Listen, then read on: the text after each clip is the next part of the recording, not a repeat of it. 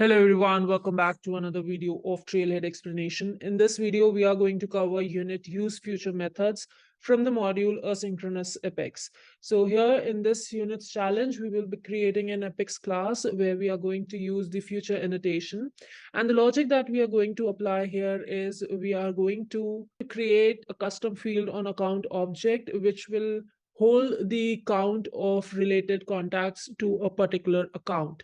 So this is the logic that we are going to implement in our Apex class. So suppose there is an account which has two related contacts.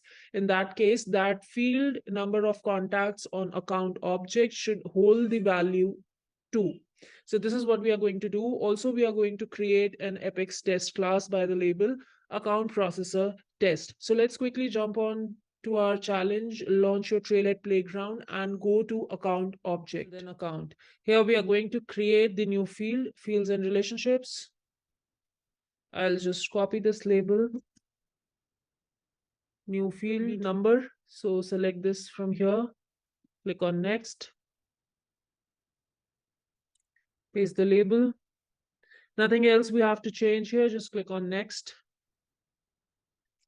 Select this checkbox of visible, click on next again. Let all the page layouts be selected. Let it be as it is, click on save. Now we are good with our custom field on account object. So this field basically number of contacts will be storing, as the name just justifies that this will be storing the count of the contacts related to that particular account. So let's move on to the next step, which is we have to create an Apex class by the name account processor. So I'll just copy this one. And let's go back here, open our developer console, click on files, new Apex class, and then paste the label here. So this will create a basic syntax for our Apex class. Now, the next thing is we have to create a method which will have the future annotation. So for that, let's first write the method name. The method name will be count contacts. So let's just go back here. Static void and the name of the method. Now this method will be have the attribute as account IDs. So let's just give out the set of IDs and label it as account IDs. And we have to make sure that we are adding the future annotation over here. So this is the way we declare that this is a future method. Now moving next is we have to add the logic. So the next step says method must accept a list of account IDs. So we have done that. We are adding the account IDs over here. You can make either be a list or set. I'm taking up as set over here. Now we have also added the future annotation. Now let's move on to our logic, where we are going to count the number of contact records associated to each account ID. So let's just move on here. The first thing that we have to do over here is get all the contacts associated to the IDs, account IDs present in this set or list if you are taking that. So let's just add here list of account. We are going to take up all the accounts. Let's say ACC list is the name of my list. And here I'm querying select ID, and we'll be copying the API name of the custom field which we just created. So let's just go back here and copy this, paste this over here. Then we are going to use inner query to fetch or query the child object record. So select ID. ID field is only required because we are just fetching, we will be using this inner query to get the count of the contacts. So ID from contacts. Now this make sure that this is contacts because this is the account contact relationship name contacts, not contact. Had this been a single individual query where you were querying the contact records, in that case, it would be simply like select a ID from contact. But since we are querying the child related records as well using the parent query, so we have used this inner query concept over here from account. So this is the basic query that we are using, which specify that select ID number of contacts, because we are going to update this field. So we need to query this, then comma, and here this will give out the associated contacts or the related contacts from the account. Now we have to specify which accounts or which accounts and the related contacts it has to fetch. So we have to fetch the where ID in account IDs,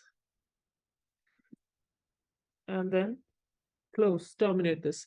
Now here we are using in because account IDs is a type of collection variable, is a type of set variable. So that is why we are using in over here. So basically select ID, number of contacts, and the related contacts from account where ID is in this collection variable. Now, once we get this ID and all the list of the related contacts or number of contact field, then we have to put out the loop here on account. Let's say ACC colon and this list over here. We are going to loop around this list. Now here, what we have to do is let's store the contacts here on list. And now how we can fetch so this basically going to give us the list of the contacts associated to the account. So how we can fetch this list all together and store it in our list variable con list, we simply have to use ACC dot this relationship name contacts, right? Once we have stored all the associated contacts related to any particular account, then we have to get the count of those related contacts. So how we can take that? ACC dot select this field number of contacts. We are going to store this value. And how we can do that? So con list dot size of this list. And once we have received this, we are going to update this list, ACC list. Now, if you notice that we have applied or we have added this DML statement out of this for loop. Now, this is very important. This is one of the best practices which prevent us from hitting the governor limits. So make sure the DML or your SOQL queries are always out of the for loop, like we have done over here, that we are placing our query to fetch the accounts and contacts out of the for loop, and also the DML operation is also out of the for loop. So this is the best practice which prevent us from hitting the governor limits. We have queried all the accounts with their related contacts. Once we have received that, we have using the child relationship name, we have stored all the associated contacts related to each account in the variable con list. And for every account this loop runs, it stores the value in this variable in this custom field number of contacts by using the size function of. And once we have done that, we are updating our list. So this is all. Let's just test this as well. So simply we are going to go to debug, open execute anonymous window, copy this name over here, copy this method name, call it using the dot notation. Now we have to pass the ID, account IDs over here. Now one way is you write the conventional method like ID set is equals to new set of ID, and then ID set dot add and put out the ID over here, and then use this variable in this method. This is the one way. Now the other way is I'll copy this and new set of IDs, and then in the curly brackets, I'm going to put out the ID on which I'm going to test. So this is just for the demonstration I've added. We'll just copy the original ID over here, paste this ID, paste the original ID over here. So this is one of the method, and I'll comment this out. This is one method where you first define the set and then pass that variable, collection variable, in your as a parameter in your method. And the second method is you are simply using this over here. Now let's just put out the ID of account. So let's go to your app launcher, search here for accounts, go to all accounts. Let's see in Burlington Textiles how many contacts are there. So there is only one contact. So I'll just copy the account ID from here. Let's go back, paste this over here, select this checkbox, open log, click on execute. Let's go to our Burlington Textile. Number of contacts as of now, it is blank. Let's just refresh this. Go back to details. It's still refreshing. Okay, we got one error over here. Let's just see. Okay, we forgot to terminate this. Click on execute again. Now this time it got executed. Let's just go back here and refresh this. Go to details. Now you see we got the number of contacts is 1. Now let's just try on other account as well, any other record. Let's say we go to Edge Communication. Here we have 2 contacts. So let's just copy this ID as well. Go back to developer console, debug, open execute anonymous window, paste this ID over here, click on execute. Let's go back and refresh this for the Edge Communication. Details. There you go. The number of contacts or the count of contacts has been updated for this one as well. Now, this is how our Apex class is working. Now, the next thing that we have to do is create the test class for this. So let's just copy the label for the test class as well, which is account processor test. Let's go to our developer console, open files, new class, and paste the name here. Okay. Now we have to specify that this is a test class. So for that, we are going to use its test annotation. Then we are going to describe another test method. So public static void, and we'll paste the name of this, but make sure you change something over here. So I'm giving this underscore before test. So this name is different from the test class name. Otherwise, it would consider this as a constructor. Now, the next thing we have to do is we have to create the test data. So let's say, what actually we are doing in our Apex class, we are taking up the account, we are accessing the associate contacts to that particular account, and then we are keeping the count of the contacts related to that account in a variable number of contacts on in a custom field, number of contacts on account object. So this is what we are doing over here. So let's do the same by creating test records over here in the test class. So let's say, first of all, we need account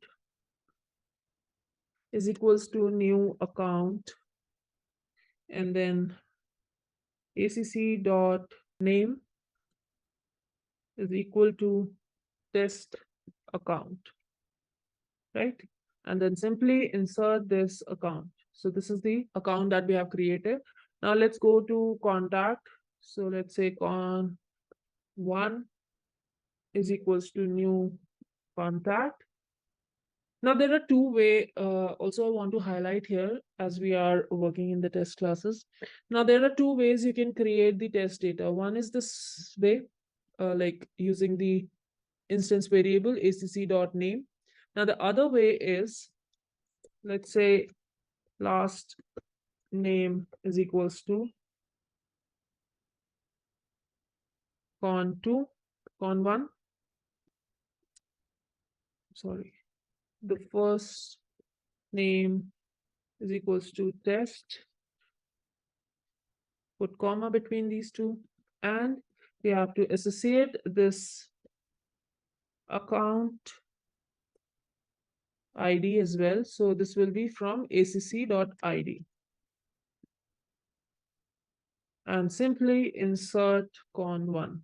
So this is one way where you use the instance variable.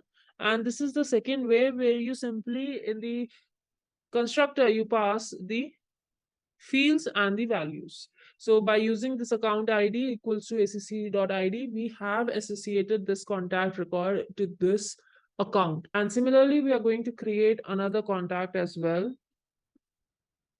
Let's change the variable here as well, con2, and insert con2. Now we have to call the method or the class which contains that method. So for that, we have to use test.start test. And between the test.start test and test.stop test, we are going to call our Apex class. So let's just go back here, copy this Apex class name, dot, and this count contacts is our method. Inside this, we have to place the account ID variable or the parameter. So for this, what is the type of this account IDs? We have passed the type as set of ID, right? So here, what you have to do, one way again is to create a set ID is equals to acc ID is equals to new set of ID, right? Then acc ID dot add acc dot ID. One way is to do like this, copy this and paste it over here. Now, the other way is simply you can do like this, new set of ID, where the value that we want to pass is acc.id. In the anonymous window, we were passing the static value of the ID because we knew that we were testing it for a particular account by copying the ID from our app launcher. But here in this case, we are passing it dynamically because we are not aware of the what will be the ID. So we are using the variable in which our ID will be stored once it is inserted, once the account has been inserted. So I wanted to explain or tell you so that you are aware about both the methods, how we can do this way and do this way. So here we are using test.start test and test.stop test. And between that, we are calling our Apex class method. What happens here is the system collects all the asynchronous calls made after test.start test. And when test.stop test is executed, all these collected asynchronous processes are then run synchronously. So here after test.stop test, you can then assert whether your all the asynchronous calls are operated properly. So system.assert equals, it's a method. Now here we have to pass the expected and actual value. So expected is what this method is updating in this Apex class. So let's just first see what it's doing. So we are going to take up that from database, select ID, comma, let's copy this field label, API name from account where ID is equal to acc.id. Now, if you notice here, we are using equal to because this is not a list. This is simply an object variable or instance variable. That's why we are using equal to. In our Apex class, we were using in, which specify that it's a collection variable. So this is the basic difference of equal to and in operator. And once we get this ACC ID, we are saying that whatever value dot number of contacts and comma 2. So let me just explain what we just did over here. Once this has passed the ACC ID in our method, this calls our Apex class. So it will go here in the account ID. It will store the account which we have just inserted. It will hold the ID of this account, and these two contacts will come up in this inner query. So when this for loop runs only once for the account which we have inserted over here. After this, once it has run, it takes up the contacts record. So how many contacts we have created? 2. So these 2 contacts will be stored in this list, con list, and then it will take up the size of that list, which will be 2, and it will store in this variable number of contacts. Now consider this as to be done in the database, and it eventually updates this list as well with the number of contacts. Now since we have used this DML operation, consider this as it has been done in the database. Now what we are doing here after test.stop test, we have queried this where account ID is equals to acc.id. So it has taken up the, so after this test.stop test, it has updated. So if I write over here, once this method has been executed, finally it runs the DML, right? Then it updates the this custom field, number of contacts, right? Once this is done, it has been consider this as stored in the database. So it is querying the database that get me the account which I have just inserted over here. This is just a reference point, acc.id. It got that ACC ID. And what we are doing over here in system.assert, we are checking call that we have made is running properly or not. So as per our logic, we have 2 related contacts. So it should update it. The actual value should be 2. And before this comma, we are checking what our Apex class has done. So if these 2 are equal, that means our logic is working fine. We were expecting 2, and this is what has been done. Just save this. Now we have to make sure that our coverage is 100%. So for that, you have to run your Apex class. Your test class. So let's just run this. Go to test, click on run all. Go to test tab. So our test class has passed, and let's go to Apex class as well and see how much coverage we are getting. The 100% coverage for this class. You can see account processor test. This is our class. This is our test class, which is covering this Apex class. Okay. So this is all what we have to do. Just go here and click on check challenge. Make sure you run your test class at least once using the developer console run all feature, and you have to also make sure that the coverage is 100%. Let's just click on check challenge. Hope you learned something new in this video and some of your concepts got clear. See you in the next video with another unit or module. Till then, take care. Thank you so much.